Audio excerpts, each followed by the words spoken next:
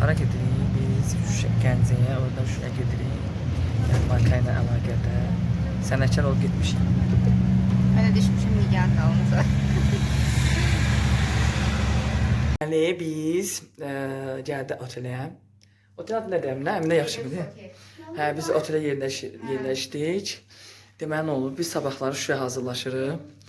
İnşallah yarmarkamızda möhtəşəm gözləyirik. Ahu da bizə qoşuldu.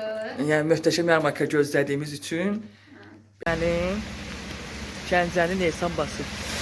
Zaman sevgilisi ilə gəlsin, mən isə Əminə ilə gəlsin. Və mən inirəm. Yağış üst tökülüm, üstə geçen. Möhtəşəm dadı bak. Yağışlı suda dondurma. Mütləq yiyin.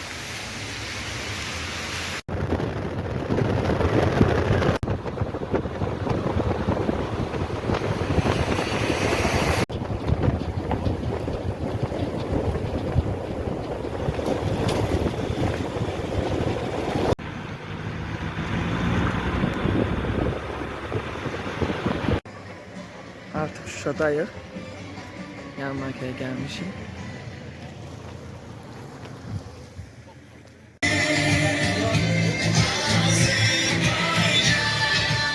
Hal-hazırda Şuşada yarmarkadayıq. Məndən bir.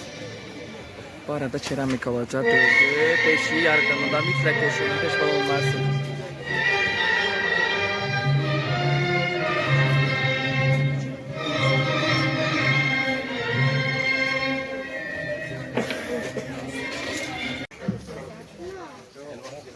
Saçlarım çoxalıb. Qonşu babağı da yere düşmüşdü, koydum başıma.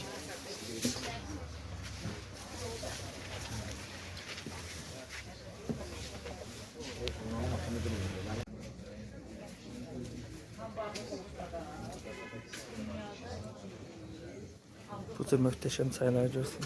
Bal deyib bal yaxır.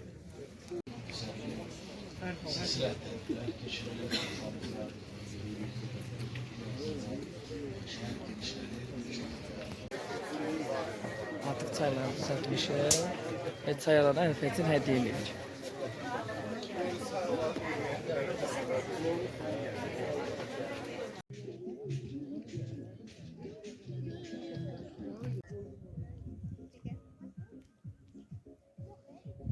Çek. Telefon çek.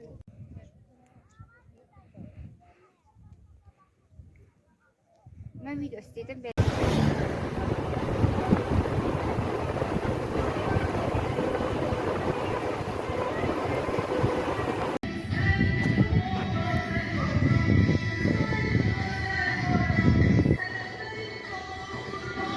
Geçti zaman